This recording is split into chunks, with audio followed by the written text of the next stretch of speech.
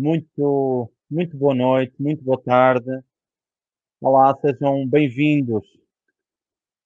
muito bem-vindos ao É Falar que nos entendemos. Muito boa noite, boa tarde para quem nos vê em Portugal e no estrangeiro. Existem muitas pessoas que nos veem, que no programa passado nos viram do Brasil. Vamos acreditar que os mesmos espectadores nos continuarão do nosso lado. Olá, olá, muito boa noite, muito boa tarde a todos vós, sejam bem-vindos ao É Falar que nos entendemos. Um, estamos na reta final antes de irmos para as merecidas férias. Um, Portanto, olá, olá, olá, temos mais, temos mais pessoas a juntar-se a nós. Boa noite a todos, sejam bem-vindos, a quem nos segue em direto e a todas as pessoas que nos vão acompanhar em diferido, que por motivos vários não nos podem acompanhar em direto. É sempre um gosto ter-vos do vosso lado, saber que a comunidade do É Falar que nos entendemos é cada vez maior, é cada vez mais extensa, é sinónimo de que estamos todos de forma ininterrupta a trabalhar para a dignificação das pessoas idosas. Recordo-vos, um, recordo-vos, olá Fabrício, o Fabrício foi o nosso convidado da semana passada, psicólogo e gerontologista do Brasil. Olá Fabrício, é um gosto tê-lo aqui connosco novamente. Olá, Hugo. Viva, Hugo, boa noite. Muito boa noite a todos aqueles que nos acompanham. Portanto, sintam-se à vontade para nos saudar, para saudar as nossas convidadas que estão atrás da câmara, mas que logo se juntarão a nós. Dizer-vos e acrescentar mais uma vez de que podem deixar os vossos comentários e as vossas questões ao longo do nosso programa. É bom saber que estão desse lado. Dizer-vos que, aliás, agradecer aos nossos convidados, que de forma muito generosa aceitaram o meu convite para estar aqui nesta que é a rampa do lançamento para as nossas férias do É Falar que nos entendemos. Para as nossas, para até das minhas convidadas também, estou certo disso. É importante reforçar para quem nos vê pela primeira vez que este é um programa que visa dar a conhecer alguns dos profissionais e dos bons profissionais que que nós temos em Portugal e além fronteiras, tirá-los da sombra, colocar-lhes holofotes para que eles possam brilhar ainda mais e também para que possam dar a conhecer aquilo que tão bem fazem neste país e um pouco por todo o mundo. Esta será, mais uma vez, à semelhança dos programas anteriores, uma conversa franca e uma conversa honesta entre duas grandes mulheres que eu admiro imenso e que eu tenho a honra enorme de estar aqui na nossa companhia. Dizer-vos que a metodologia é suavemente conhecida a todos vós. Eu estarei durante a primeira meia hora com a minha convidada, que é a cabeça de cartaz, e eu já vos passo a apresentar. E passada essa meia hora, junta-se a nossa convidada a mistério. Estou bem certo de que vão querer saber quem é a minha convidada a mistério. É uma honra e um orgulho imenso tê-la na nossa companhia, portanto, não vão querer sair do vosso lugar, por certo. As lives, portanto, os diretos vão ficar gravados na minha página de Facebook, portanto, a qualquer momento vocês podem consultar. Portanto, é isto que eu tenho para vos dizer neste início do programa. A minha primeira convidada, como é do vosso conhecimento, tem uma experiência profissional imensa, possui uma vastíssima experiência em terapia com pessoas idosas. É uma mulher com um M grande por tudo aquilo que construiu e por tudo aquilo que ainda vai continuar a construir ao longo da sua trajetória profissional e pessoal. É professora na Faculdade de Psicologia e Ciências da Educação da Universidade de Coimbra. Concentra muita da sua investigação nos domínios da personalidade e da promoção do bem-estar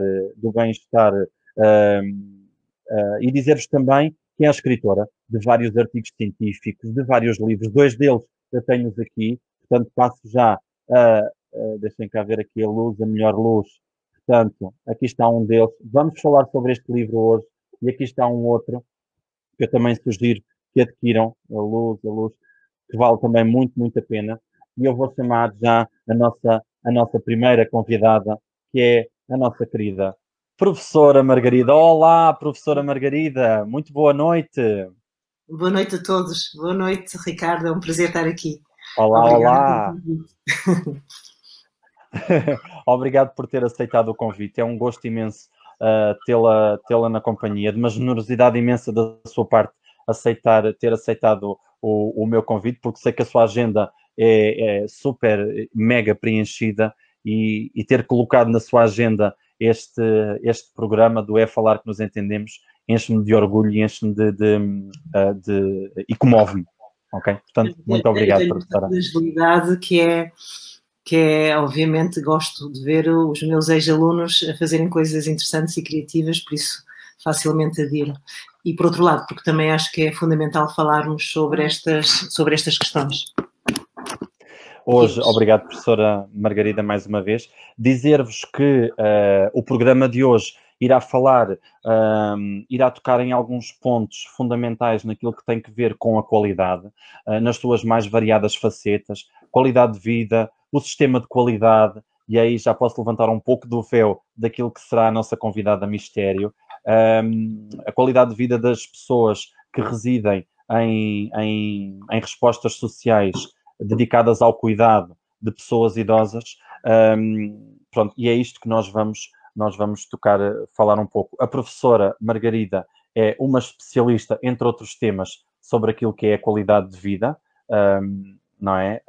E é sempre bom contar com alguém que tem sempre alguma coisa de muito revelador e que nos promove, que nos ajuda a aprofundar aquilo que nós somos como pessoas e como profissionais. Portanto, obrigado, professora Margarida, mais uma vez.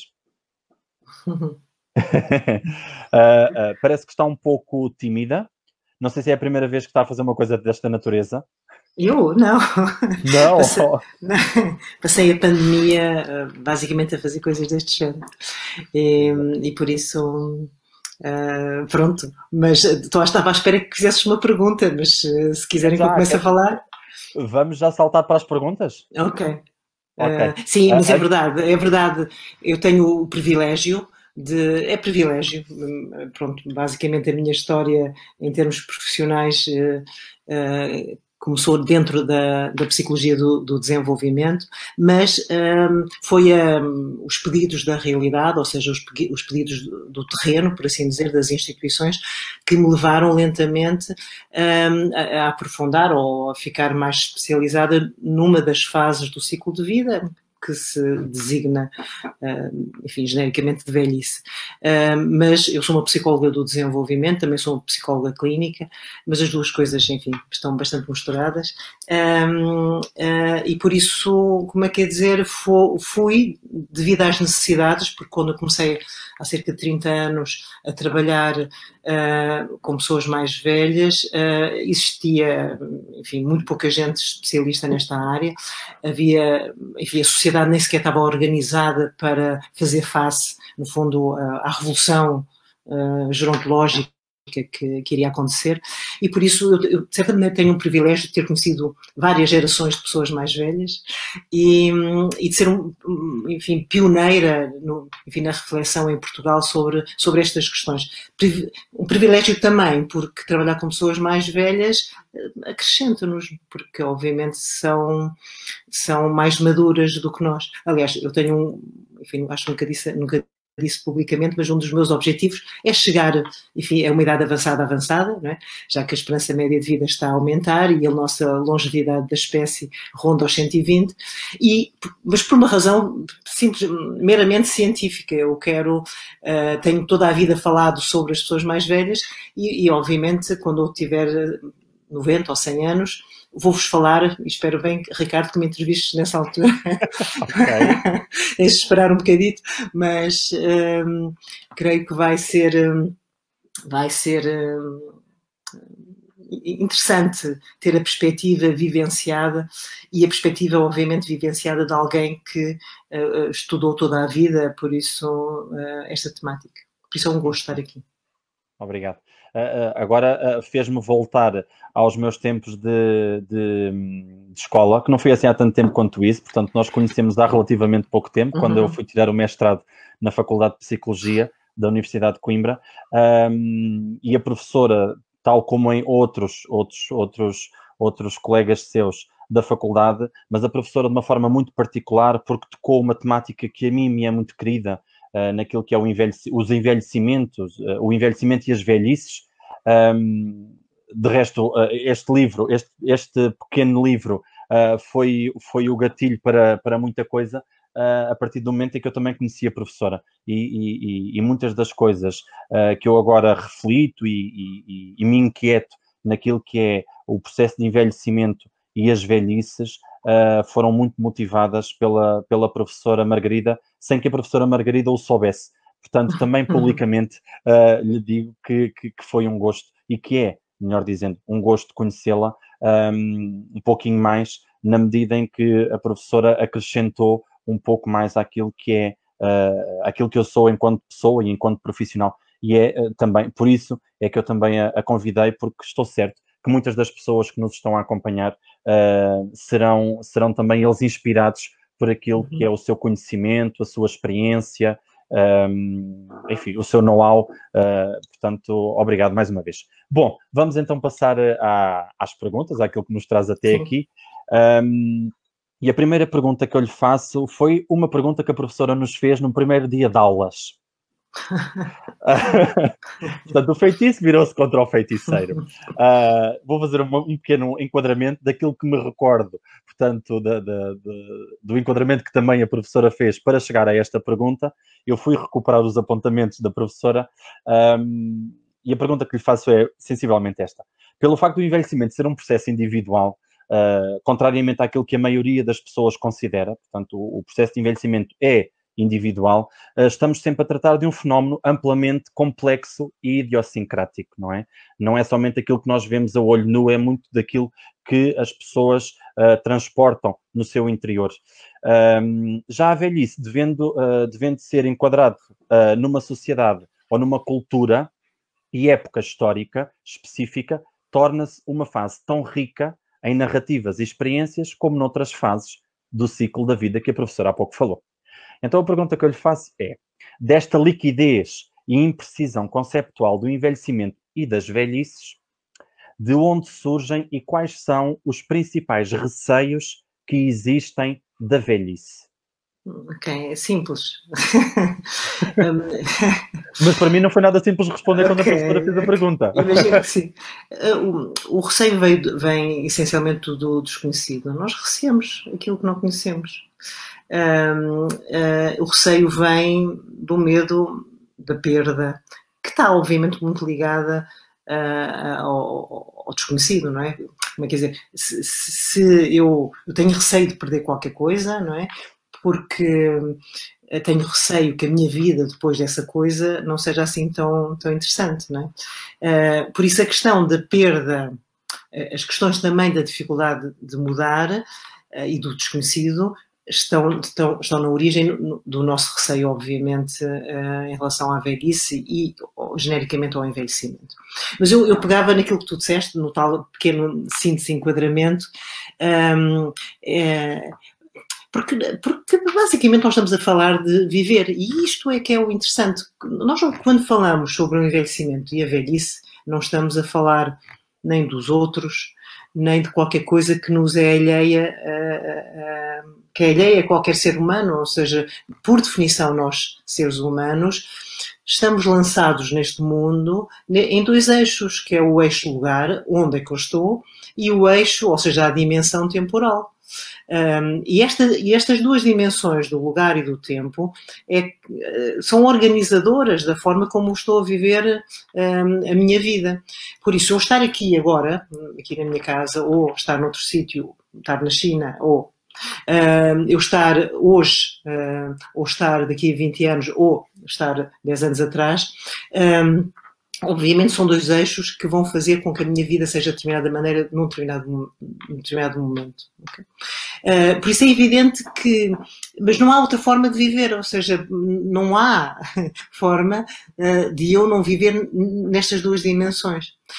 E por isso, como é que dizer, é de certa maneira, aliás, eu lembro-me quando comecei a estudar esta área, ter estudado um bocadinho de taoísmo, por uma simples razão, porque o taoísmo é uma filosofia que, contrariamente às filosofias que influenciam o Ocidente, consideram que envelhecer é uma benesse e é qualquer coisa, é uma vantagem, não é? Porque quando alguém que tem mais anos teve mais tempo de se trabalhar, de se desenvolver, de se tornar a melhor pessoa, não é? Por isso alguém que tem poucos anos teve pouco tempo de trabalho pessoal, enquanto que alguém que tem 80 teve 80 anos de possibilidade de trabalho pessoal. É evidente que muitas pessoas estão a ouvir e estão a dizer mas o que é que isto tem a ver com a minha realidade ou com a realidade de eu que sou um técnico num lar.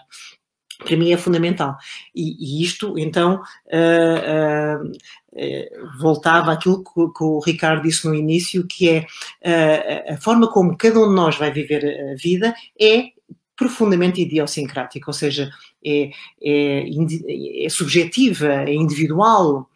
Cada um de nós vai envelhecer de uma forma diferente e de uma forma que tem a ver não só com a nossa genética, obviamente, mas com a forma como nós nos construímos ao longo do tempo. E por isso mesmo é que a investigação, e isto é talvez o maior e o primeiro grande dado em relação à investigação sobre as pessoas mais velhas, é que a velhice, que é um construto, que é uma construção social, ou seja, não é qualquer coisa dada a priori, é qualquer coisa que as sociedades decidiram edificar e propor, por assim dizer, e é por isso que se entra na velhice em idades diferentes, em função da época histórica, em função, obviamente, em função da cultura, não é?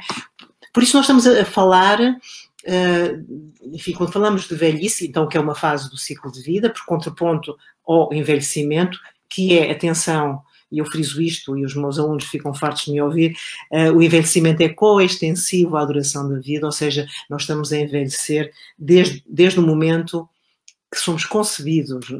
E eu diria até antes, porque, enfim, mas não interessa. A partir do momento que somos concebidos, nós temos processos de crescimento e de degenerescência a acontecer no nosso organismo. Por isso não é verdade que a gente começa a envelhecer quando entra na velhice. Nós já estamos em processos, obviamente, de mudança. Agora, é evidente que os paradigmas em relação àquilo que nos acontece têm também eles evoluído.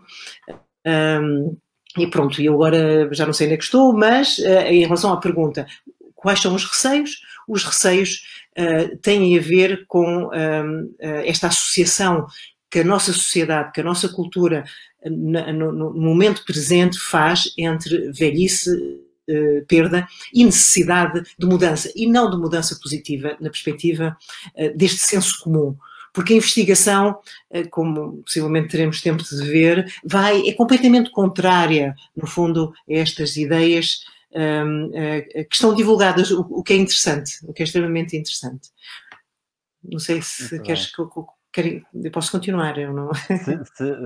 Vou aproveitar esta pequena pausa para convidar os nossos espectadores a colocarem perguntas, a fazerem algum tipo de comentário àquilo que nós vamos dizendo e vamos compondo este programa, está bem? Portanto, sintam-se à vontade, não se acanhem, está bem? Porque o programa torna-se mais rico e torna-se muito mais valioso com os vossos contributos, está bem? Portanto, sintam-se à vontade, teremos todo o gosto em dar-vos protagonismo a vós também.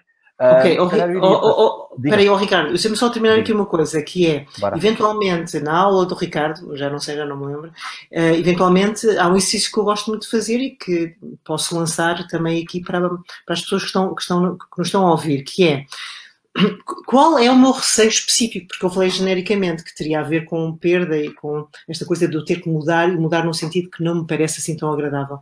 Mas a minha questão é, pensem cada um de vocês qual é o vosso receio pessoal em relação a este processo que chamamos envelhecimento e à vossa, que esperemos, entrada na velhice.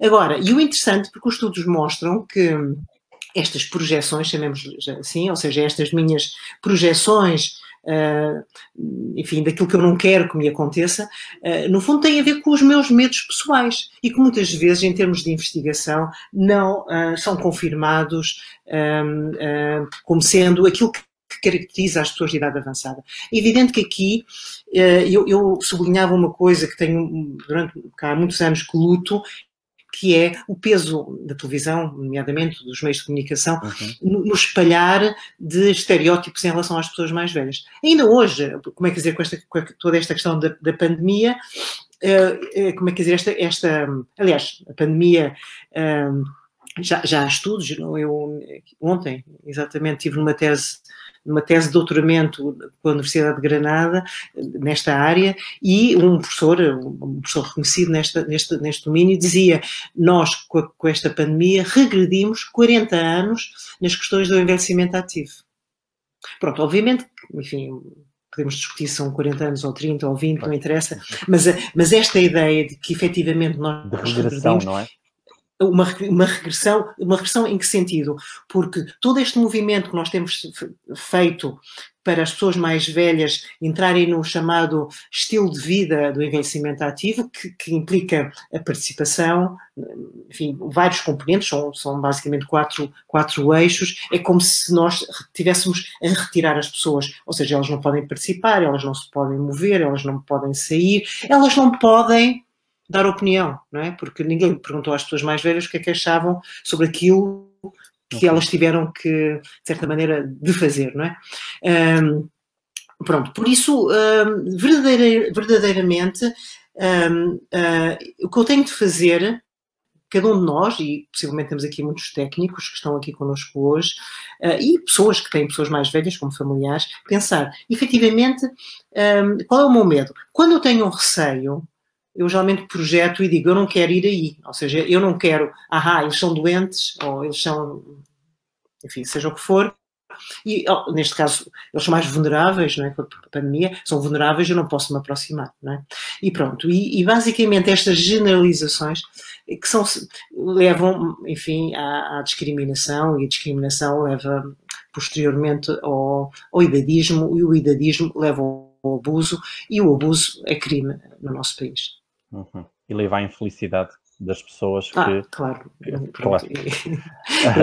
leva à grande infelicidade. Exatamente. Eu agora iria fazer aqui um pequeno acrescento, porque eu sei que existem pessoas que já partilharam comigo, que veem este programa e que neste momento se encontram a experienciar aquilo que se diz na gíria a velhice. Portanto, existem aqui algumas pessoas que estão nesta etapa da vida, nesta fase da vida, que nos acompanham, o que é verdadeiramente renovador e rejuvenescedor das novas velhices. Portanto, também essas pessoas podem acrescentar e podem responder àquilo que a professora Margarida coloca, àquele desafio que a professora coloca, que é que medos e que receios é que existem da velhice. Portanto, podem colocar essas perguntas, que eu acho que faz todo o sentido e irá tornar este programa cada vez mais rico. E muitas das vezes essas perguntas, podendo ser só nossas, achando nós que são só nossas, podem ser perguntas de muitas centenas de pessoas por esse país e por esse mundo fora, não é? Claro. Ricardo, há aqui uma coisa que eu acho que é muito importante, voltando à experiência da minha velhice, a experiência da minha vida é única, não é? E por isso, como é que dizer, cada ser humano é uma obra de arte e como é que... Pronto, isto é fundamental. Agora, a grande questão da generalização, a generalização é sempre um desrespeito. Quando eu coloco alguém dentro de um saco, não é? É velho, choque. Eu estou-lhe a retirar esta unicidade, esta individualidade, esta obra de arte que esta pessoa é, não é? Estou-lhe a retirar a beleza. E, agora, outra coisa que nós fazemos muito frequentemente, que é achar que a realidade é aquilo que nós temos na nossa pequena realidade. Por exemplo, se eu tenho um avô que tem Alzheimer e que sempre foi chatinho, eu vou dizer, pronto, as pessoas idosas são... ou se a minha realidade, até mesmo profissional, se eu trabalho num lar em que as pessoas são muito fragilizadas, ou são de um determinado nível socioeconómico, ou são de determinada maneira, a minha visão do mundo como é que fica mais confinada, não é? E por isso mesmo a investigação é fundamental. Eu sou uma grande defensora da investigação, porque a investigação é uma forma de nós nos darmos conta que a realidade é um bocadinho mais expandida, mais ampla, mais diversa do que a minha própria visão mais limitada. E por isso, aquilo que eu sempre aconselho aos alunos e aos técnicos, por amor de Deus, viagem, pronto, agora é difícil, mas estudem, nem que seja, não é? Eu, quando podia viajar, eu sempre que ia de férias a um país qualquer, ia visitar um lar. Por isso eu tenho uma noção muito clara como é que são os lares em muitos países, porque fui visitá-los, simplesmente. Ok. Okay? E por isso sei que a nossa realidade é apenas uma opção, não é uma verdade. Ok, boa. Pegando nessas palavras, eu vou recuperar aqui mais uma vez este livro. Vamos cá ver se eu consigo acertar com a luz. É assim, ok. Eu recomendo. É ok, é isto assim, está bem? O livro chama-se Envelhecimentos. O S está entre parênteses por uma questão estratégica, para nos obrigar a pensar o porquê do S estar entre parênteses. E vamos falar então um pouquinho sobre este pequeno livro com muita coisa dentro. Dadas as inquietações que este livro me deixou. Portanto, eu acho que quem adquirir este livro, ou quem tiver a oportunidade e a ousadia de colocar este livro na sua mesinha de cabeceira e lê-lo e refletir sobre ele, rapidamente vai perceber aquilo que eu estou a dizer, porque vale mesmo muito a pena. Portanto, tendo em consideração as inquietações que este livro nos deixou, aliás, me deixou, parece-me que um dos principais objetivos da professora, e corrija-me se eu estou enganado, é colocar muitas das crenças em causa.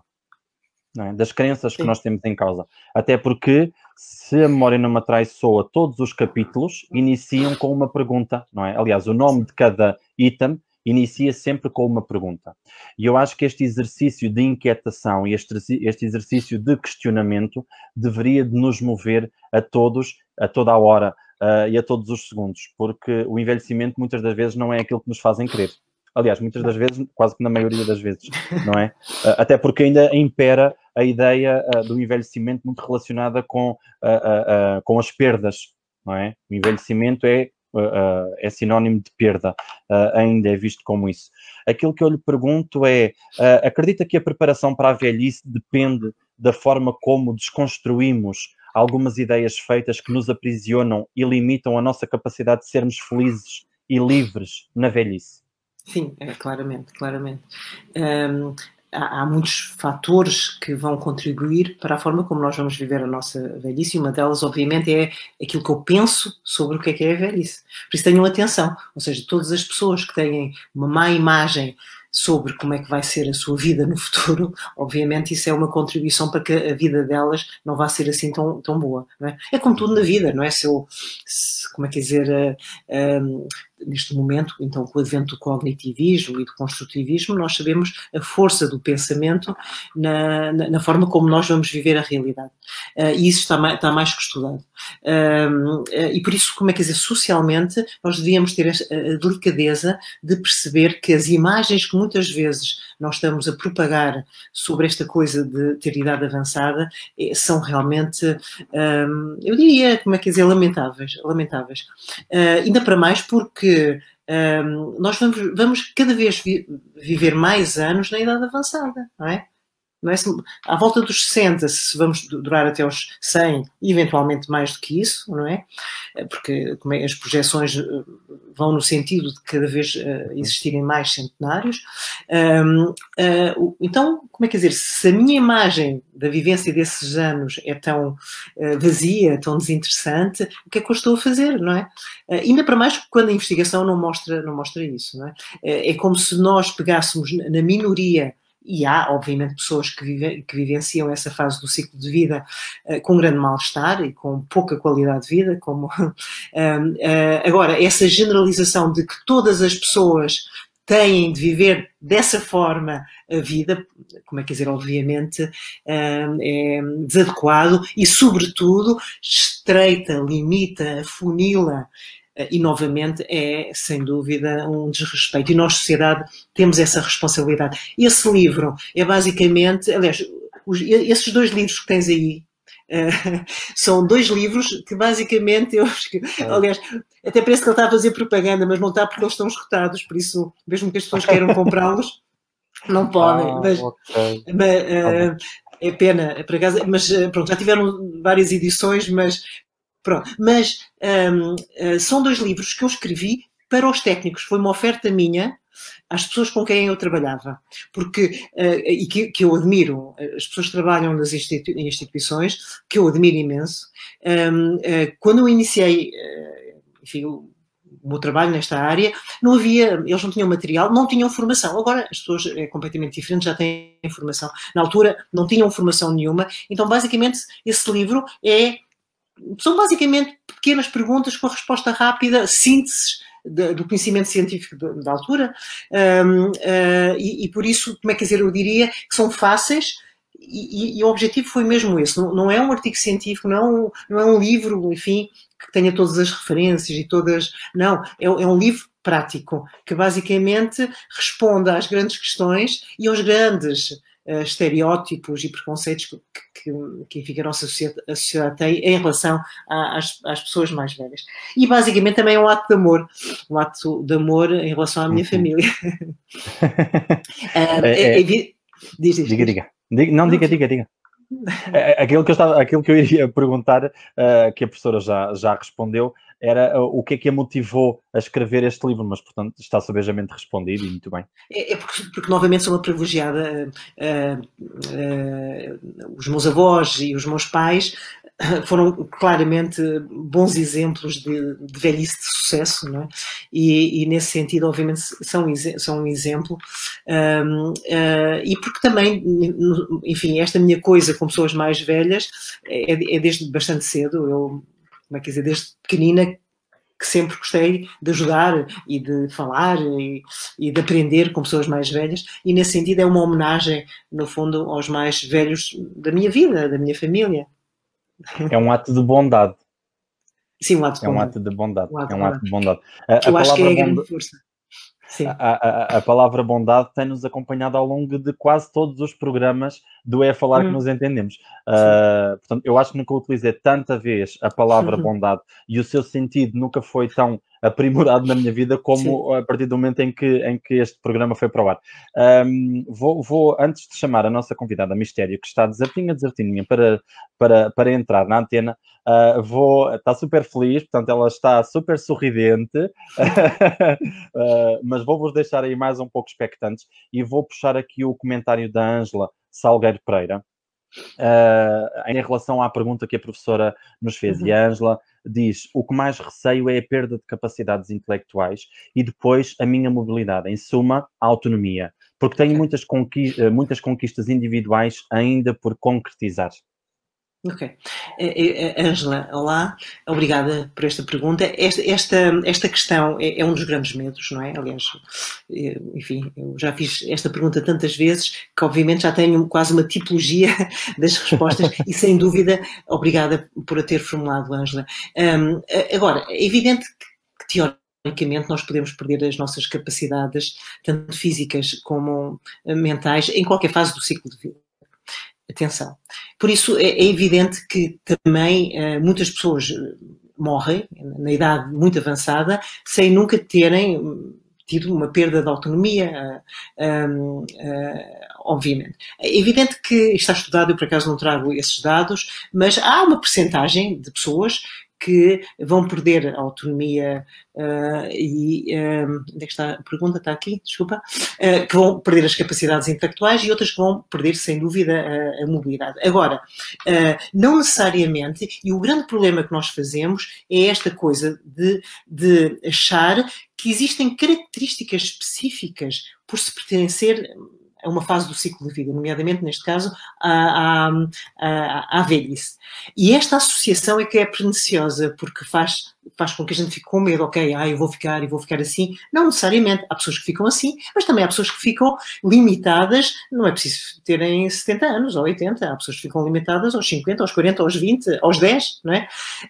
E por isso é evidente que o que nós, enfim, a única maneira de fazer face a estes desafios da nossa vida é fazer tudo que esteja ao nosso alcance para reduzir as possibilidades e as probabilidades de eu ficar limitado em termos de mobilidade. Em termos de mobilidade, quer dizer, é atenção ao exercício, e o exercício não é qualquer coisa que se faça a partir dos 60, é qualquer coisa que se deve fazer o mais precocemente possível, e os estudos aqui são perentórios na importância do movimento. O movimento não é um movimento excessivo, é movimento, e também da alimentação.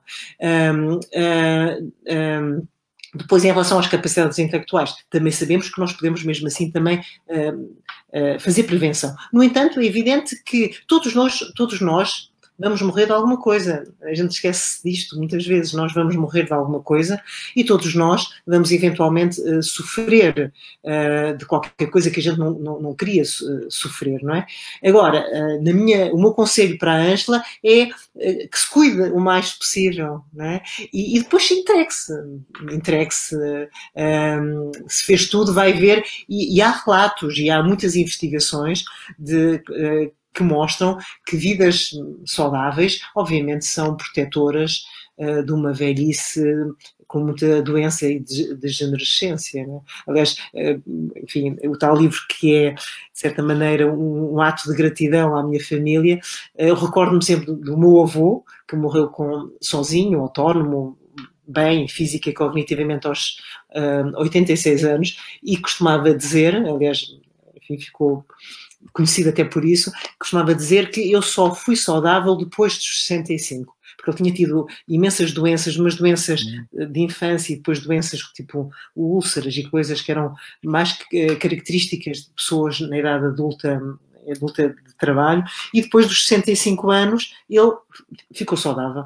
Por isso, como é que dizer, possivelmente aquilo que eu desejo à Ângela é que fique saudável depois dos 65.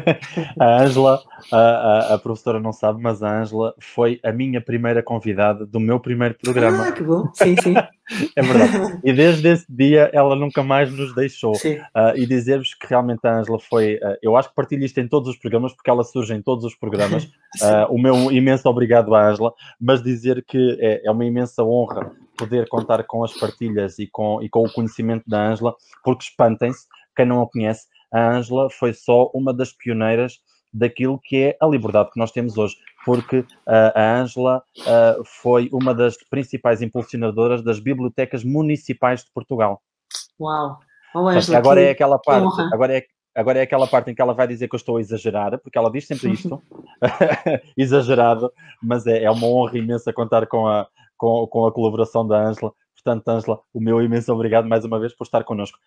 Também, antes de chamar a minha convidada a mistério, dizer que o António Sérgio Elias Silva, um conterrâneo de Leiria, e acrescenta nos seus comentários, e tem-nos acompanhado desde a primeira sessão, o maior medo ele diz aqui que o maior medo da velhice será que a vida se resuma a respirar e a não ter capacidades mentais para olhar para trás e continuar a olhar para o amanhã.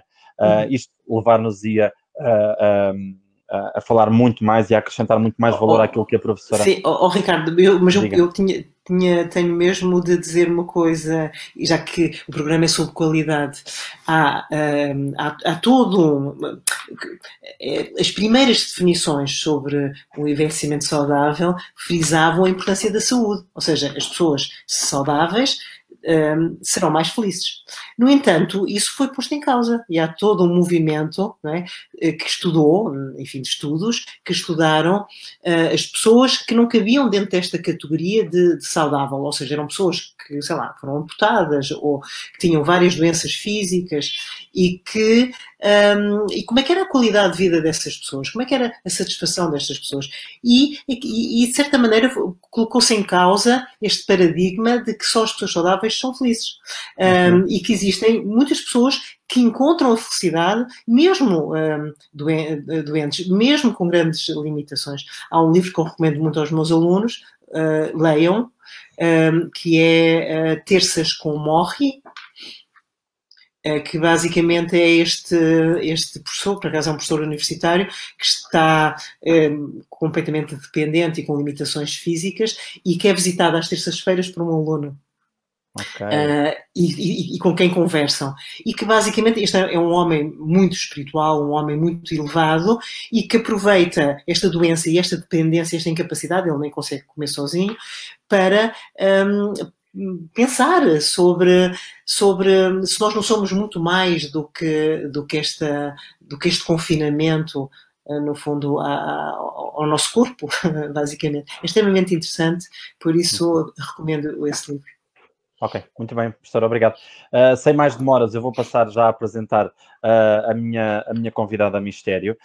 Ela é consultora, formadora e auditora da qualidade aplicada ao setor social. Ela é mestre em gerontologia social e é pós-graduada em gestão de organizações do terceiro setor.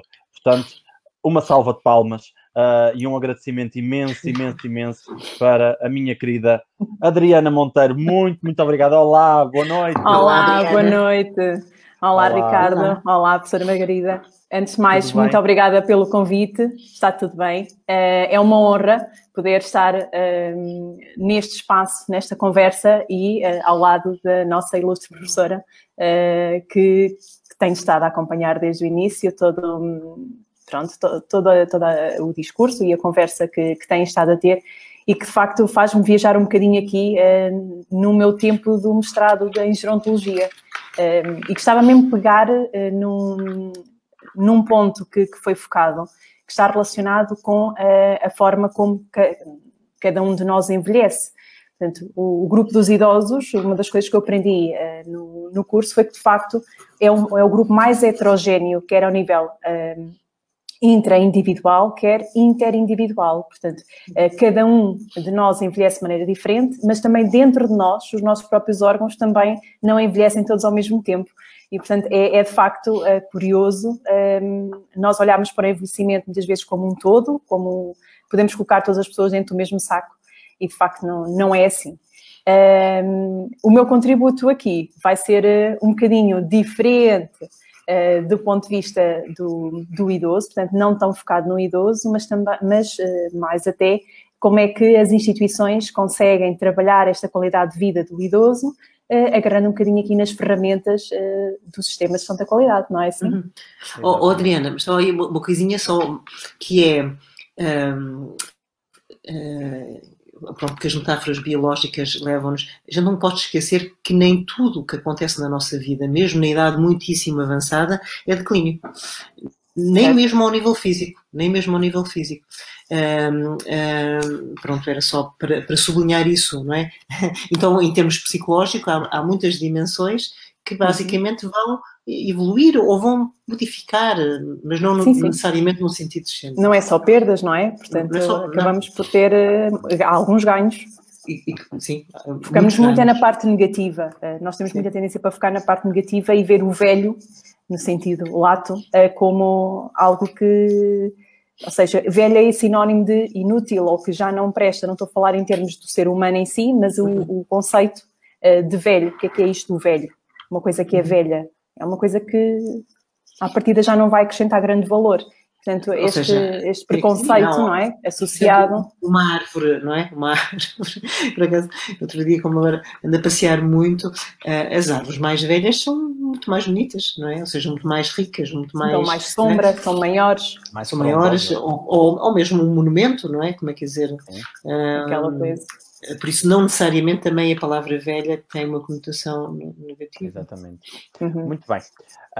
Caríssima Adriana, muito obrigado por teres aceitado o convite.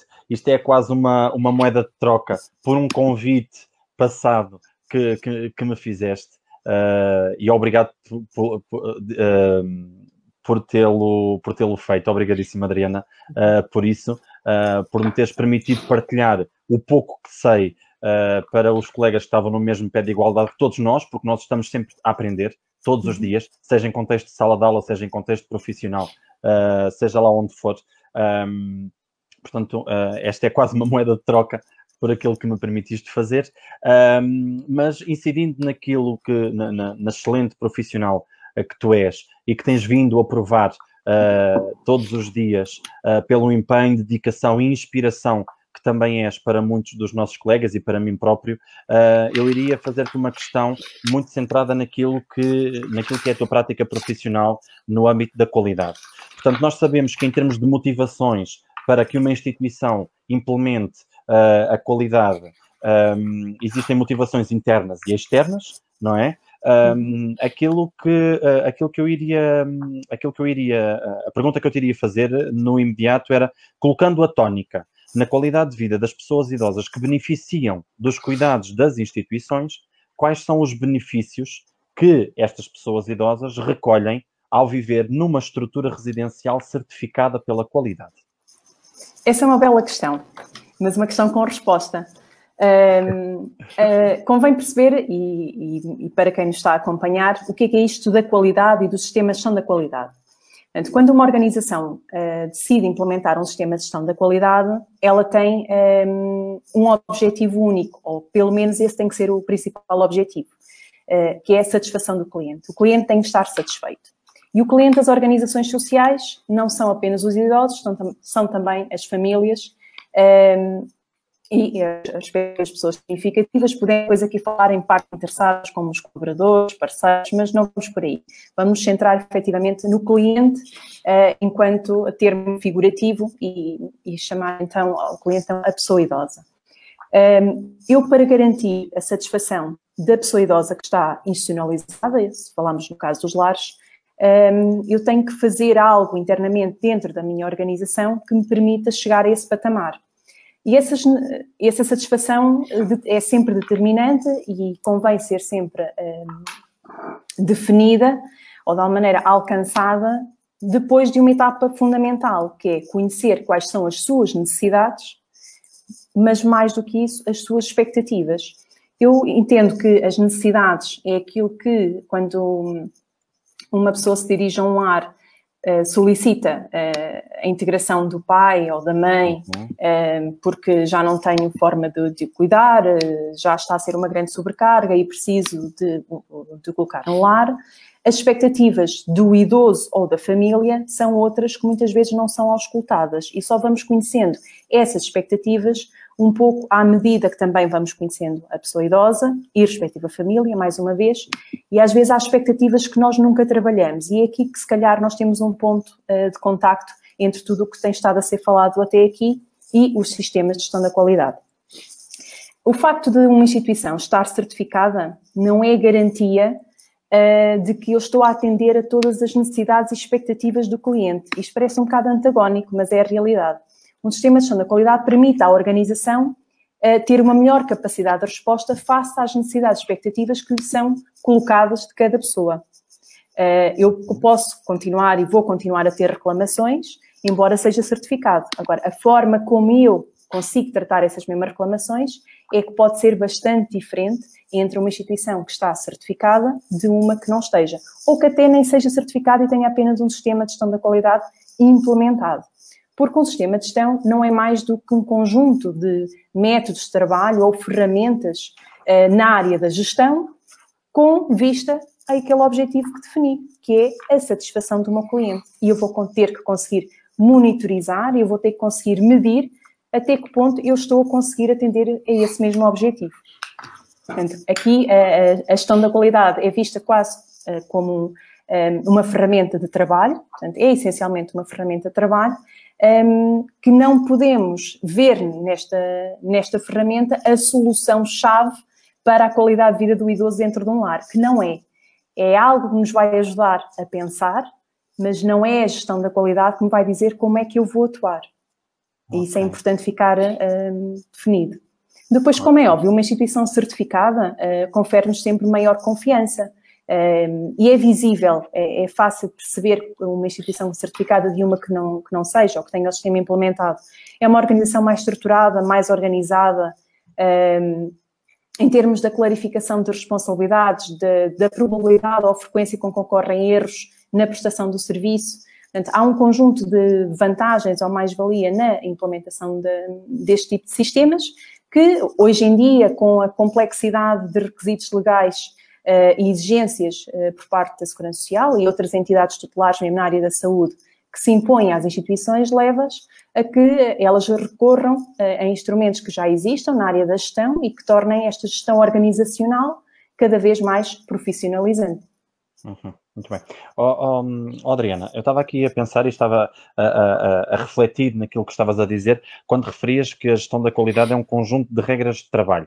Em rigor, foi mais ou menos isto que eu consegui apanhar. Portanto, numa altura em que o conceito de qualidade faz cada vez mais parte daquilo que é um vocábulo do nosso cotidiano, nomeadamente naquilo que é o terceiro setor, eu ia-te...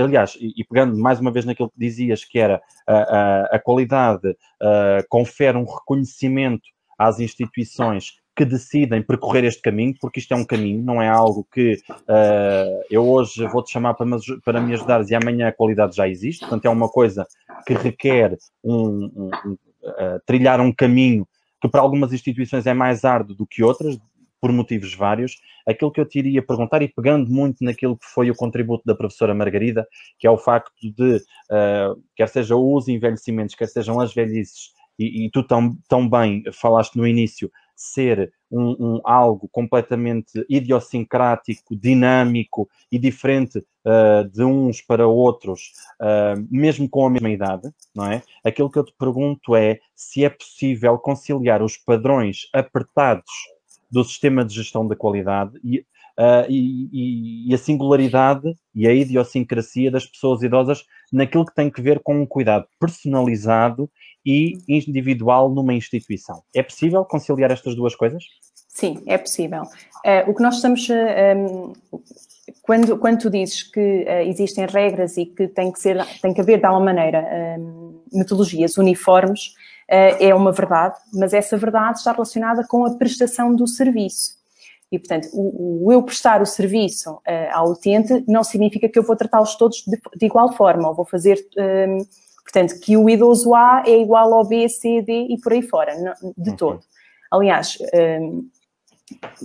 nós os dois, a professora Margarida se calhar nem tanto, mas do ponto de vista científico, com certeza que também poderá também dar aqui o seu contributo. Nós, nas instituições sociais, existe uma ferramenta muito ligada à gestão da qualidade, que são chamados planos individuais de intervenção, em que a construção do plano individual, o que a qualidade diz é que tens que usar aquele template, tens que definir objetivos, tens que definir estratégias e, no mínimo de 6 meses, vais ter que avaliar e rever aquele plano. Isto é a única coisa que a qualidade me vai obrigar a fazer. Agora, o conteúdo da intervenção que eu vou fazer junto de cada idoso compete à equipa multidisciplinar, ou diria mesmo interdisciplinar, para funcionar melhor. Portanto, o conteúdo do plano individual é a estratégia que eu vou adotar para chegar a determinados objetivos que vou definir para cada um do idoso e com a sua própria singularidade. Portanto, a qualidade aqui uniformiza, sim, a metodologia de trabalho, no entanto, a intervenção não é uniforme, eu não vou tratar todos do mesmo modo. Isto respondendo aqui um bocadinho à tua questão. Há outras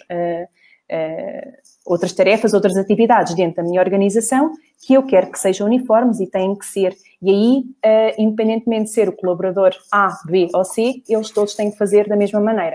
Ainda que sabemos sempre que vamos sempre atribuir um cunho pessoal no trabalho. E pode ser uma simples tarefa de uma limpeza de um quarto, em que quando é a colaboradora A, é diferente de quando faz a colaboradora B. Mas a qualidade vai dizer que para fazer a limpeza do quarto vai ter que realizar determinadas tarefas, utilizar determinados produtos de limpeza e no final vais ter que fazer um registro como executaste a tarefa. E a qualidade vai vincular ou vai, de alguma maneira, instrumentalizar estas atividades neste sentido. Do ponto de vista da intervenção no idoso, não interfere de todo. Muito pelo contrário, a qualidade obriga a que sejam diagnosticadas, novamente, as necessidades e expectativas do idoso, os seus potenciais de desenvolvimento, os seus gostos e interesses, e que o plano de intervenção vá de encontro aos mesmos. E, portanto, esse trajeto tem que ser percorrido. Não sei se respondi à tua questão, mas é aqui que a qualidade encaixa. Eu sei perfeitamente que a qualidade é vista como um bicho mau dos papéis. Claramente.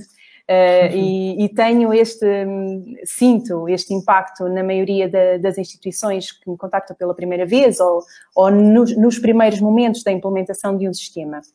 Mas é algo que também me dá algum gozo e é um desafio ir desconstruindo, porque há uns anos atrás, diria se calhar há mais de uma década, de facto, o referencial da qualidade, que neste caso a ISO 9001, que é o referencial genérico para o sistema de gestão da qualidade, ainda que existam outros referenciais, como os modelos da Segurança Social ou o modelo EQUAS, de reconhecimento comunitário.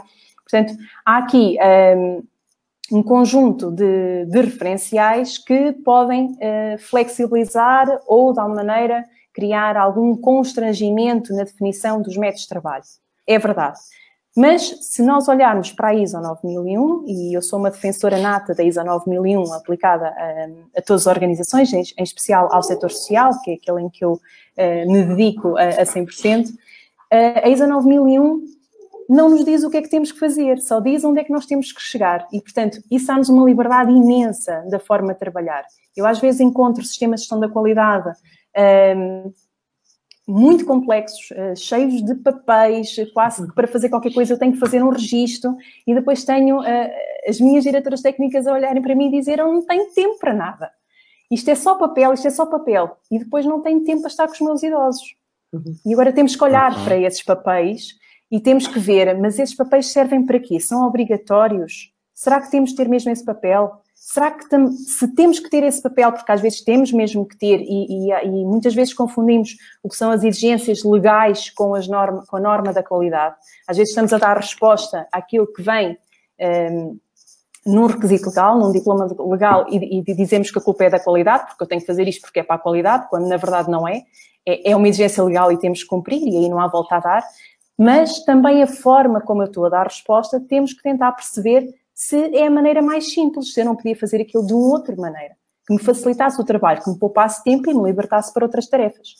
Esta é claramente um problema que existe nas instituições e que eu me deparo no dia-a-dia e que tentamos, de alguma maneira, ser criativos e puxar um bocadinho pela imaginação e ver outras formas de realizar este tipo de tarefas, estas atividades na área da gestão, mas nunca esquecendo aquilo que é o foco essencial de uma organização social, que é, na qualidade, a satisfação do cliente e, agarrando em todas as palavras da professora Margarida, promover a qualidade de vida do idoso. Claro que sim.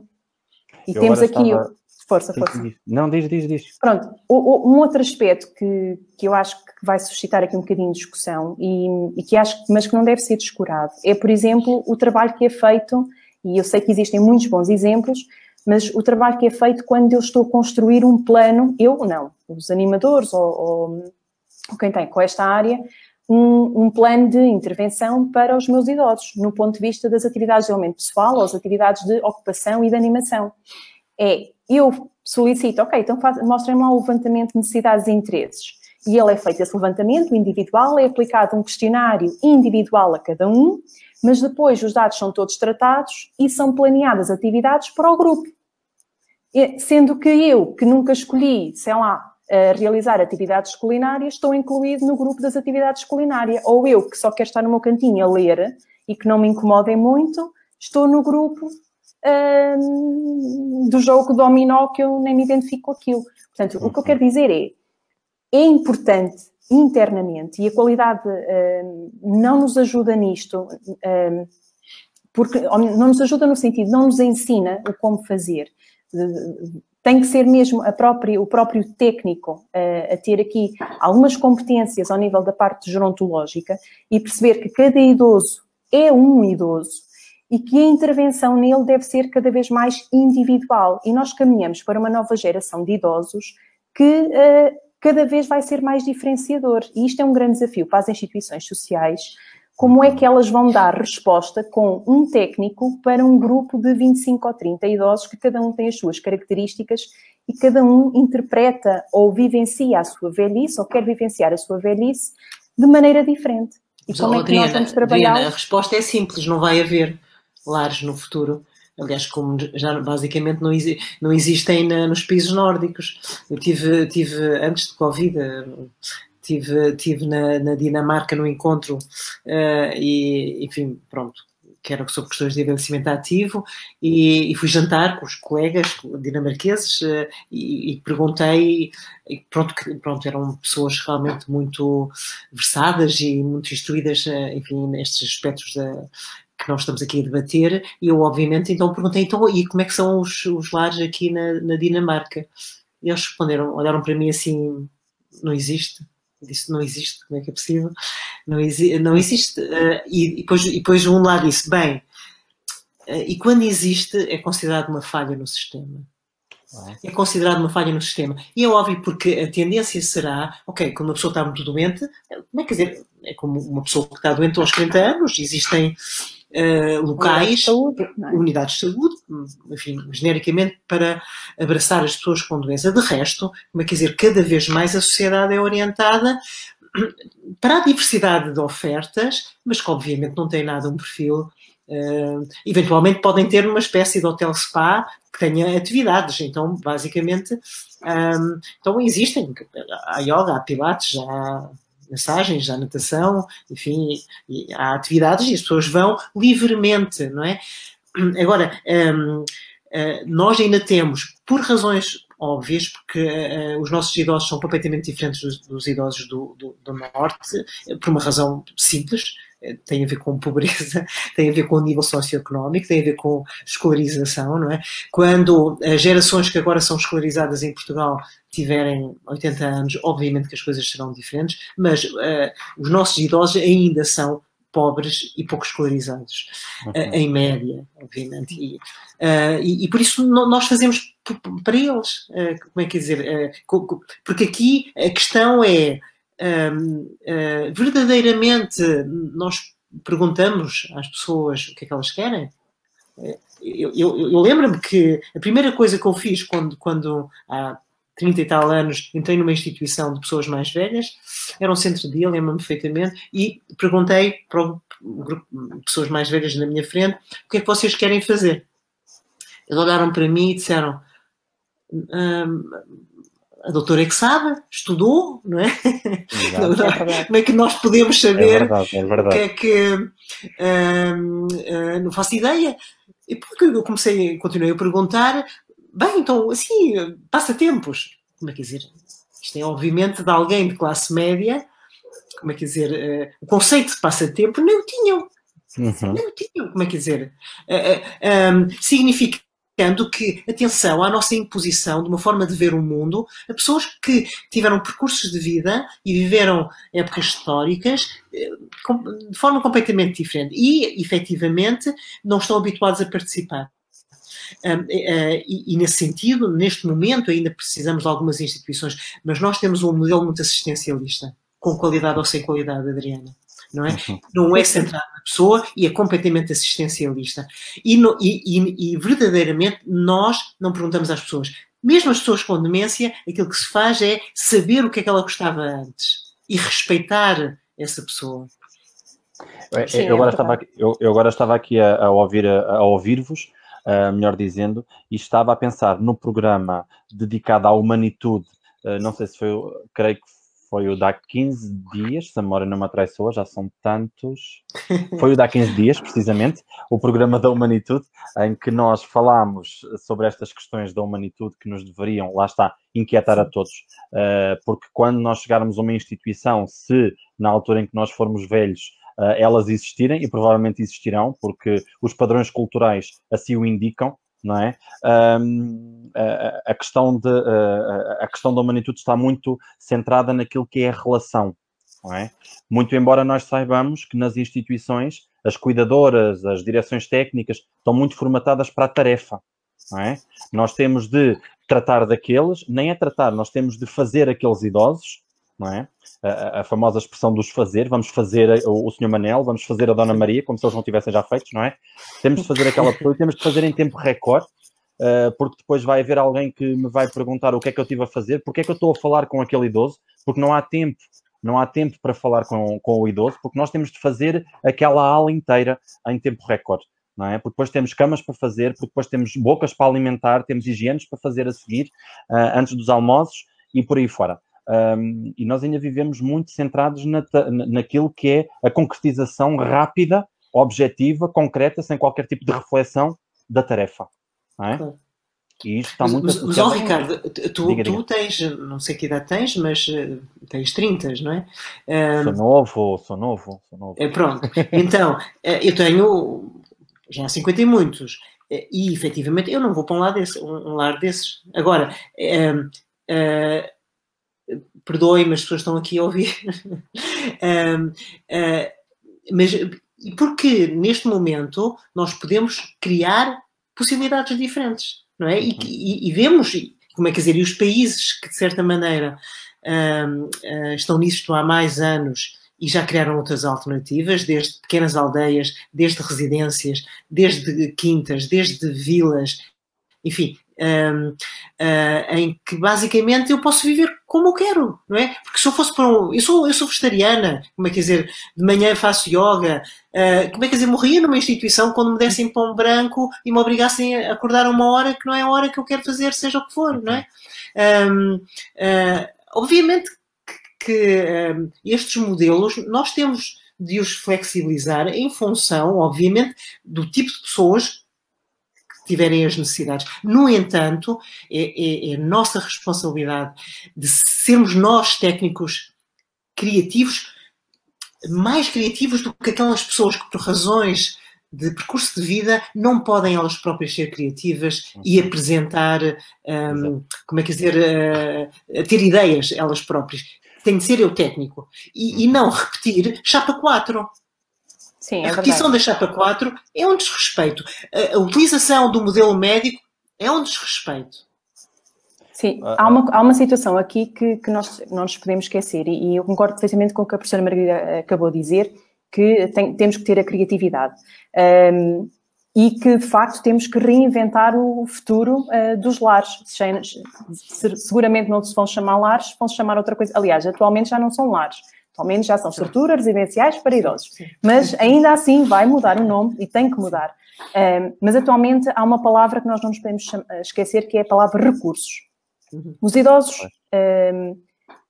ou melhor, a geração de idosos, a grande maioria de idosos que existe atualmente tem recursos financeiros muito baixos.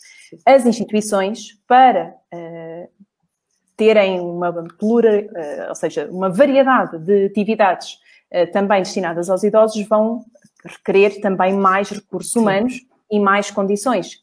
Recursos esses que também não existem.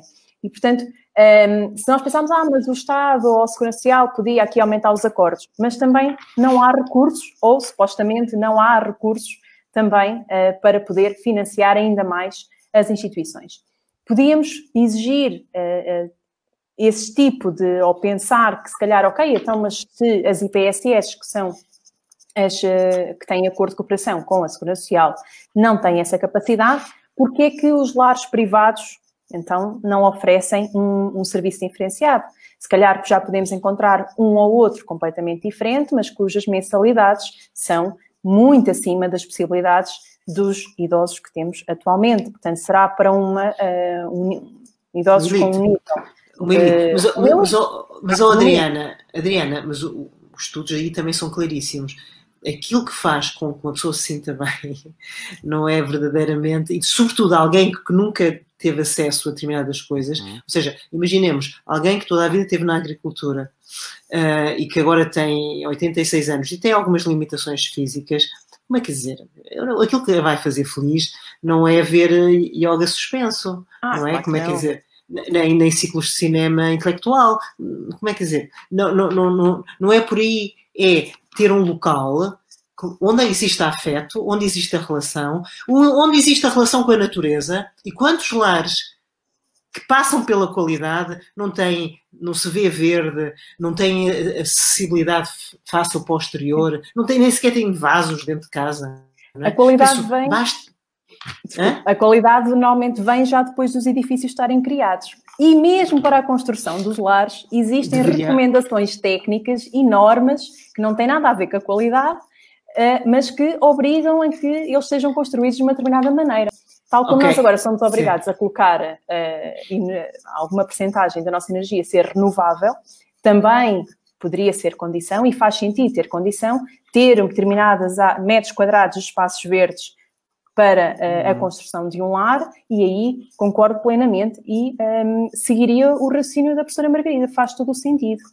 Mas, de facto, não é a qualidade, porque é uma forma de gerir internamente uma organização, não é um requisito para a construção de edifícios ou dos espaços envolventes. É quase bom senso, não é? Porque desde há 100 anos que as investigações, desde as investigações da geografia, nem só da psicologia, que é a relação entre qualidade de vida, agora vamos para a palavra qualidade, entre qualidade de vida e espaço verde. Não é? Menos espaço, mais depressão. Exatamente. Como é que dizer? Pronto. Então onde é que estão os espaços verdes? Onde é que estão a acessibilidade? Onde é que estão? É mais promotor de saúde mental nós termos afeto, termos poucas pessoas num local onde existe afeto. Professora, e os licenciamentos de lares em edifícios de primeiro, segundo e terceiro andar sem varandas? Pois, sim. Não é? Portanto, estes cenários que existem, terá que haver mesmo aqui uma renovação destes conceitos e todas estas exigências que partem desde a ideia de alguém construir um lar, à parte edificada, à arquitetura, ao funcionamento, aos recursos humanos.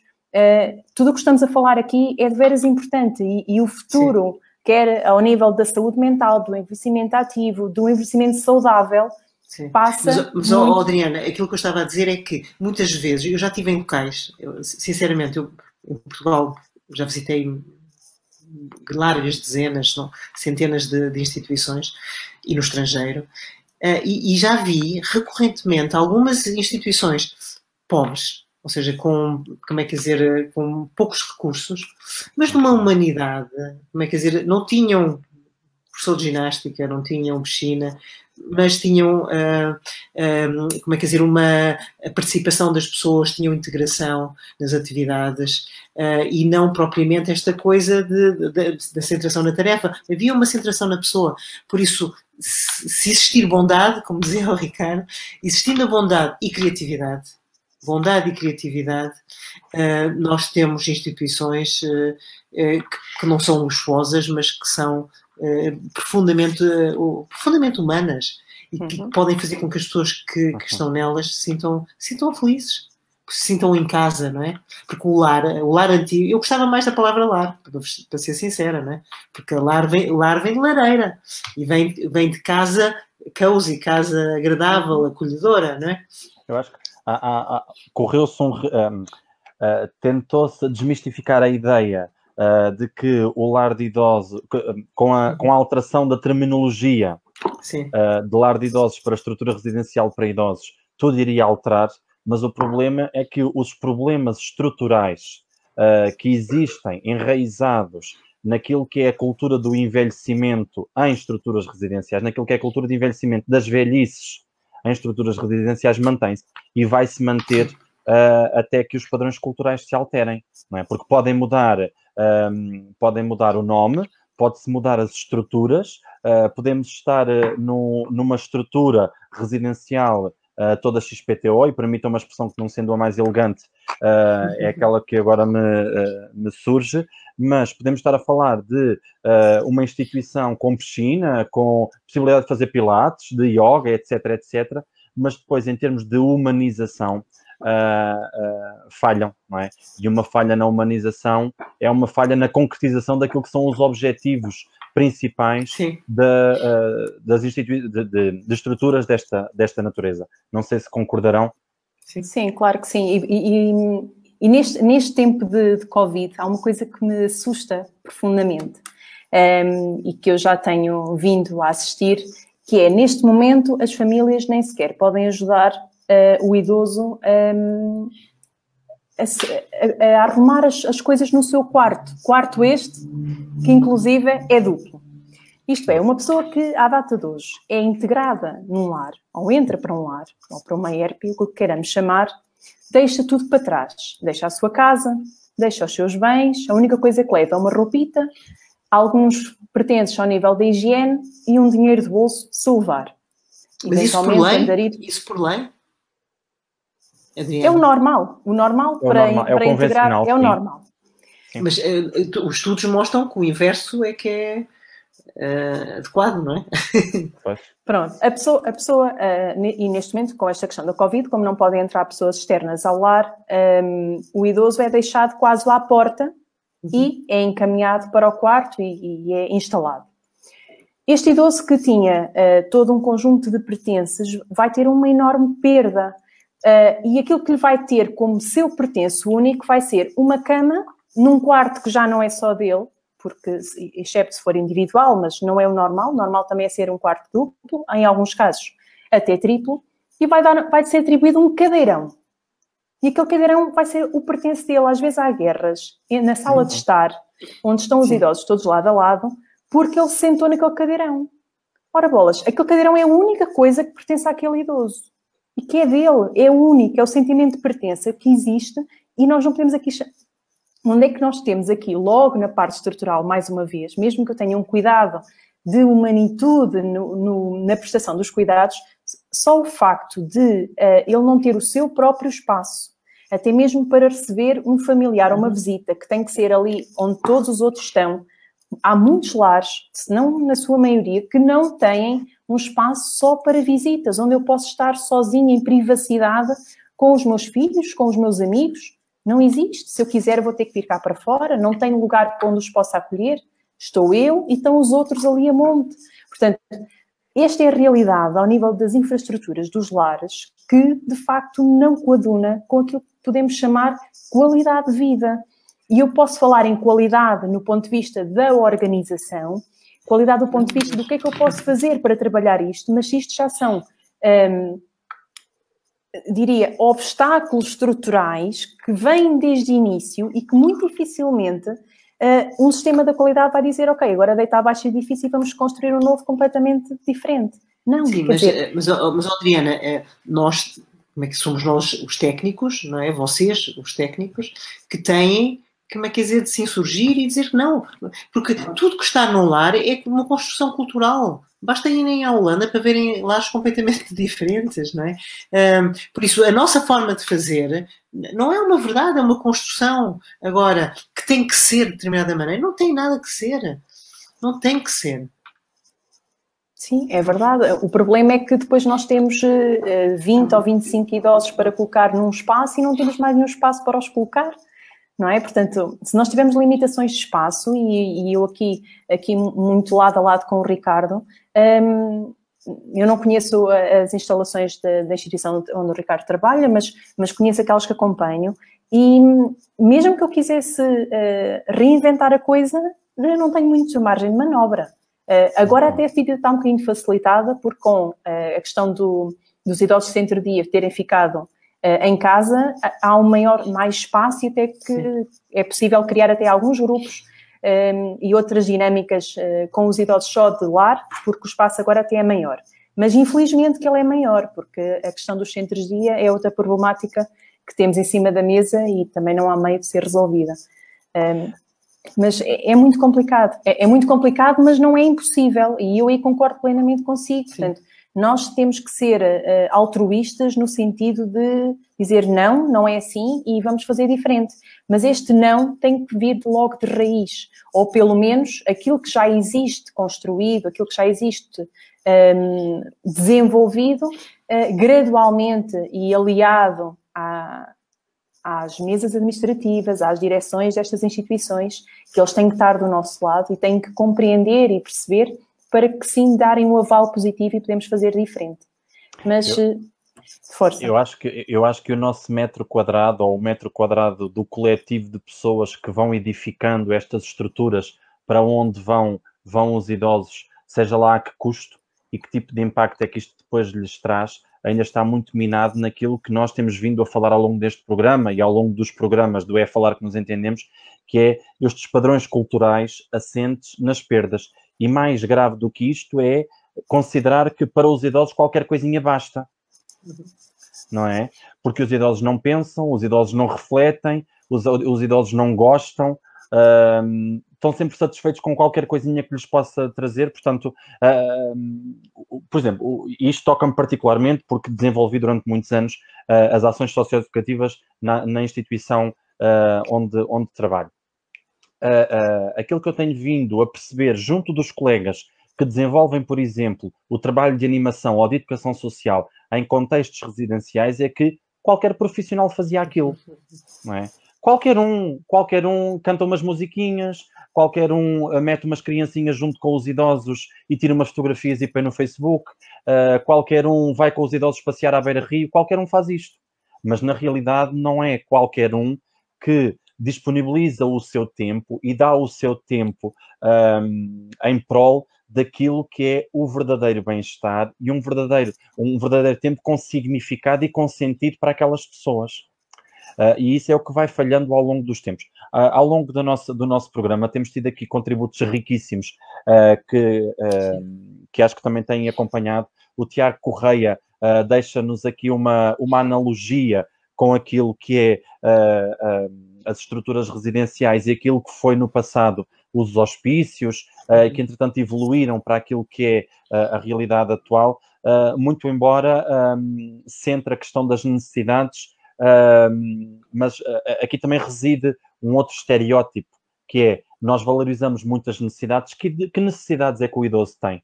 E muitas das vezes, a pessoa idosa tem, e muitas das vezes esquecemos das capacidades e dos talentos e das potencialidades que estas pessoas têm. E centramos no problema, não é? E desfocamos, ou colocamos para um plano muito, muito longínquo aquilo que eles sabem de fazer, não é? A Sónia, a Cláudia, que foi a convidada do programa passado, coloca a tónica naquilo que é a individualidade e a solidariedade dos cuidados, e eu acho que isto aqui nos deveria de permitir refletir. E antes de terminarmos, porque estamos quase a terminar, infelizmente, eu deixava-vos aqui também uma questão que tem que ver com os indicadores que nos movem, quer seja como pessoas, quer seja como profissionais, quer seja como teóricos, quer seja como pensantes, ou pessoas que refletem destas coisas. E os indicadores muito centrados naquilo que é a tarefa e não a relação, centrados nas necessidades e não nas potencialidades, eu acho que isto aqui deveria de nos obrigar a pensar no que é quais é que são os indicadores que nos deveriam de mover. Não é, por exemplo, como é que as pessoas querem ser cuidadas, onde é que as pessoas querem ser cuidadas, como é que querem ser tratadas, o que é que consideram sobre a forma como estão a ser cuidadas, por quem é que querem ser cuidados, não sei. Olha, há uma... Não, fala. Sim, há uma diferença que tu fazes no teu dia-a-dia que eu agarro como a resposta a essa tua pergunta. Eu não sei se és pioneiro, mas para mim és, porque é o único sítio em que eu conheço em que faz isto, que é a Comissão de Residentes. Eu acho que a Comissão de Residentes faz todo o sentido. Vamos fazer uma para a semana. E é por aí que se tem que ir. Portanto, o idoso não é um agente passivo dentro de uma organização. Portanto, muito ao contrário. Ele é a pessoa que tem que ter a voz e sabemos que eles... O que mais podem criticar é porque hoje a sopa estava insossa, ou porque hoje a carne estava dura, e é mais às vezes com a alimentação, ou porque já não sei das minhas calças ou da minha camisola foi para a lavanderia há 2 semanas, quando às vezes só foi ontem. Mas estas reclamações que são completamente desvalorizadas, elas devem ser, ou seja, estas pessoas devem ser levadas para a frente da equipa técnica e, de alguma maneira, puxarmos por elas e percebermos o que é que as faz felizes, o que é que elas querem, o que é que elas gostavam de ver diferente. Porque se nós apenas lhe perguntarmos uma vez, eles não vão dizer nada com medo que lhes aconteça alguma coisa, porque eu também sinto um pouco isto. Às vezes, quando aplicamos os questionários de satisfação, está tudo bem, menina, está tudo bem, ou está tudo bem, doutora, está tudo bem, não tem nada a dizer. Mas se nós começarmos ali um bocadinho a puxar, olha, às vezes não está assim tão bem, então, mas às vezes o que é que aconteceu? E, portanto, é preciso também algum tato, alguma maneira diferente de lidar com estas pessoas, porque se calhar têm um percurso de vida diferente daquele que nós estamos a construir agora de 2020 para a frente, em que temos voz. Estas pessoas passaram por um período de vida em que não podiam ter voz, certo? Portanto, e de alguma maneira, culturalmente, são pessoas que aquela oportunidade de o criticar, de dizer que não está bem, de defender as suas ideias, não está enraizado. Algumas até está bem aprimorado, mas são muito singulares. Agora, de facto, eu acho que a Comissão de Residentes faz todo o sentido e deveria ser quase uma obrigatoriedade em todas as instituições existir. Porque acho que iria fazer toda a diferença na dinâmica e nas rotinas diárias das organizações, sejam elas do lar, centro-dia ou apoio domiciliário, portanto, em qualquer tipo de valência. Sim, é empoderar. Aliás, podíamos dizer que uma das tendências do futuro é o cuidado não ser cuidado. As pessoas idosas, enfim, poderem simplesmente recorrer a serviços, mas elas próprias é que recorrem. Nós fazemos as coisas ao inverso. Nós dizemos o que é que elas devem fazer, não é? Por exemplo, nos países do Norte, são as próprias pessoas que essencialmente estão em casa, mas se tiverem eventualmente alguma limitação, não posso limpar a casa porque estou com um problema na anca. Então, como é que dizer? Vem um serviço que elas solicitam, mas pode ser também um serviço de já não vejo bem, mas gosto de ler livros. Alguém que me leia um livro, ou que vá comigo passear porque eu não gosto de andar sozinho. Enfim, seja o que for, mas sou eu que solicito. Mas isto tem a ver, novamente, com o nível socioeconómico. E as nossas pessoas mais velhas, por razões históricas, são pobres, genericamente. E estamos a falar, e é dessas pessoas que nós estamos a falar aqui hoje, e não é do nosso Presidente da República, que é idoso, não é? Que obviamente não está nas vossas instituições.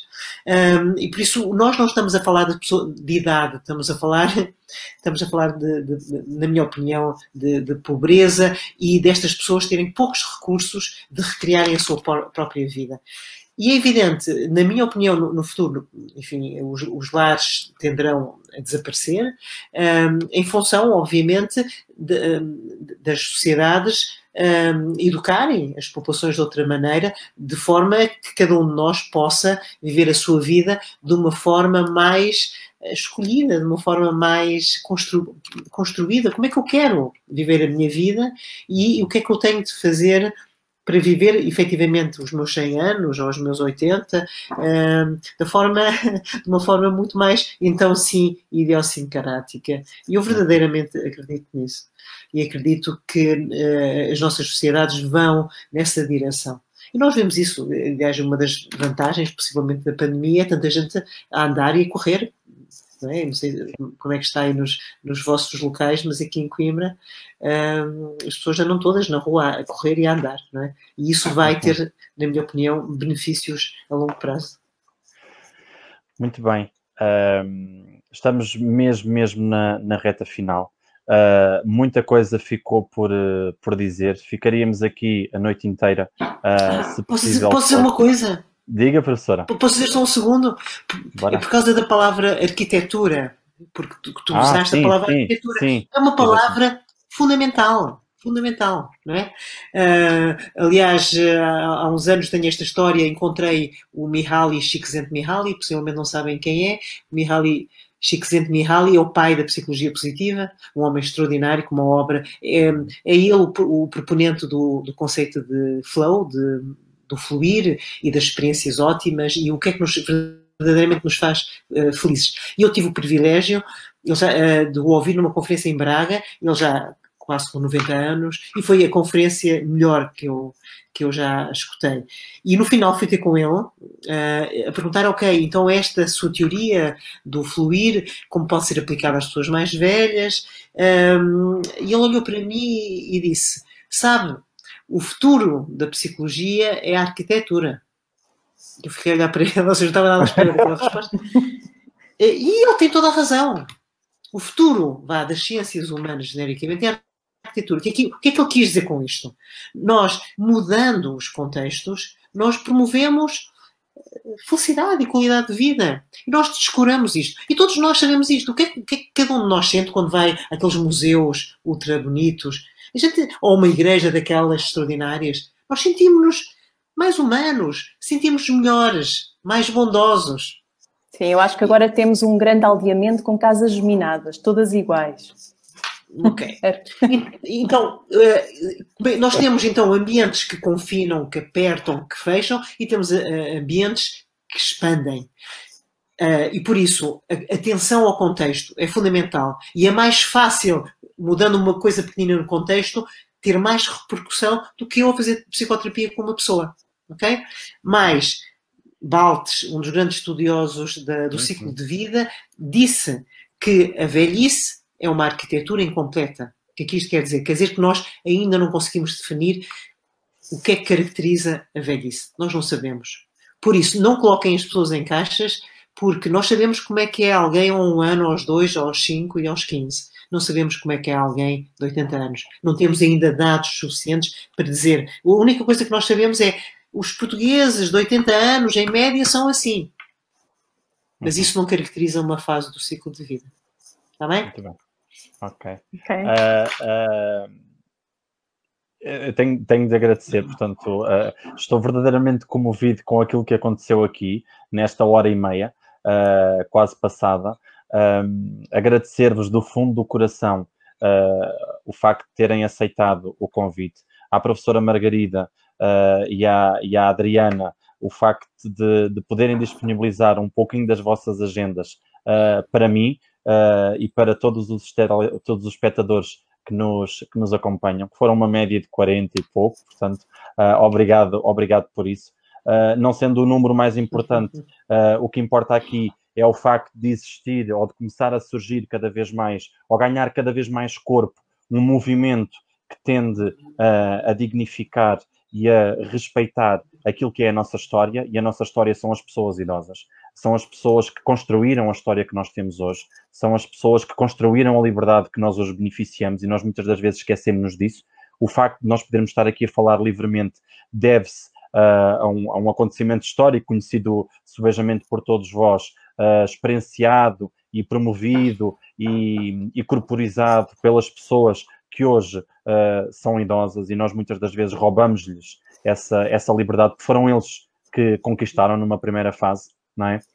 E nós não podemos fazer isto, nós não podemos permitir que a liberdade que eles conquistaram lhes seja retirada todos os dias um bocadinho, e aprisionamo-los, como diz a professora Margarida muito bem, aprisionamo-los dentro de caixas, sempre na certeza de que as nossas ideias, as nossas ideologias é que são sempre as corretas, porque fomos nós que estudamos, somos nós que temos a experiência, e depois esquecemos de que o tempo, que é uma das coisas mais importantes da nossa vida, como dizia a professora Joana Guerra, também da Universidade de Coimbra, que já esteve aqui no programa, o tempo é o bem mais precioso que nós temos, não é? E é esse tempo que tem de ser recapitalizado em função daquilo que são as pessoas que fazem com que a nossa prática profissional valha verdadeiramente a pena. Sim, porque nós esquecemos de que nós existimos nas instituições, seja elas de que natureza for, porque estão lá pessoas, não é? E nós esquecemos-nos disso muitas das vezes. Portanto, quero agradecer mais uma vez à professora Margarida, quero agradecer à Adriana a generosidade e a lucidez de ter aceitado este convite, porque sei que numa primeira fase estava um pouco nervosa. Não sei se posso confidenciar isto, Adriana, posso? Sim, claro que sim.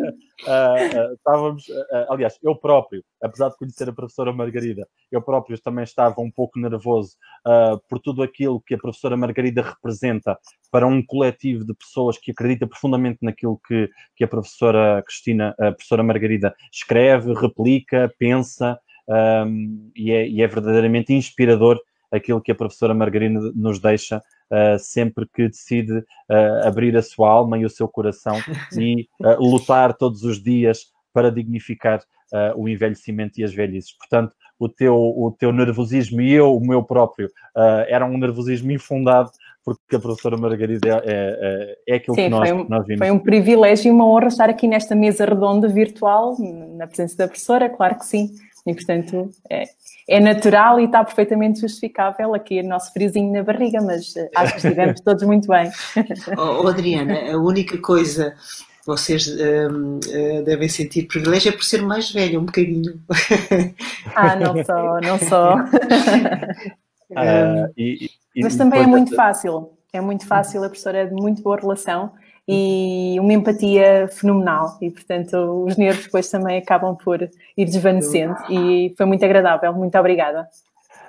Depois desta tónica centrada na professora Margarida, pois claro que tenho de centrar a tónica na Adriana, que é de uma generosidade imensa. E o facto dela ter tido a lucidez de arriscar e de ousar estar com alguém que para nós é o supra-sumo naquilo que é a gerontologia e um entendimento diferenciador, e alguém que é profundamente inspirador para todos nós, pelo caminho que tem vindo a percorrer ao longo destes anos, só mostra que todos nós temos de seguir o trabalho da Adriana, todos nós temos de estar ao lado da Adriana naquilo que é um trabalho diferenciador, ainda que com regras tão balizadas na qualidade, não é? Mas ela, de forma muito sábia, consegue tornar as coisas mais leves, mais frescas, não só pelo seu sorriso, pela sua beleza natural, como também pela forma transparente com que partilha as suas ideias e faz levar o seu barco a bom porto. Portanto, o meu imenso obrigado à professora Margarida, o meu imenso obrigado à Adriana. Não posso deixar de frisar e de agradecer o meu imenso obrigado às pessoas que nos seguem, aos nossos espectadores, às pessoas que, desde o primeiro momento que estiveram no nosso programa, às pessoas que desde o primeiro programa nunca desistiram e vão estando connosco. É sinónimo de que este movimento está cada vez a ganhar mais corpo e a tornar-se cada vez maior e todos juntos, estou certo, que faremos uma diferença, e uma diferença pela positiva, uma diferença boa. Portanto, mais uma vez, obrigado a todos eles. Vou colocando aqui na tela alguns obrigados. Olha, Ricardo, e também temos de agradecer às pessoas mais velhas que criaram os computadores, porque já são idosas e algumas até já morreram. Sim, exatamente. Não nos podemos esquecer. Por isso. Está muito bem pensado. Ok. A professora Margarida sempre a espalhar magia, e magia da boa. Bom, agradecer-vos, dizer que de hoje a 8 dias estaremos novamente à mesma hora e no mesmo lugar, com mais 2 convidados de excelência, 2 grandes surpresas que estarão quase a chegar, está bem? Para o nosso penúltimo programa desta primeira temporada, uma vez que o cansaço já se começa a denotar e as férias já começam a chamar por nós, e então será o penúltimo programa do É Falar que nos entendemos. Portanto, não saiam desse lado. Mais uma vez, muito obrigado. Professora Margarida e querida Adriana, o meu muito obrigado mais uma vez e até à próxima. Obrigada, Ricardo. Adeus. Tchau. Adeus, Sejam obrigado. criativos, pessoal. Adeus. Adeus, obrigado. Com qualidade. Com qualidade, exatamente. Muito bom. Obrigado. Criativos com qualidade. Boa. Excelente rap. Então vá, tchauzinho. Muito obrigada. Até à próxima. Boa noite. Obrigado. Boa noite.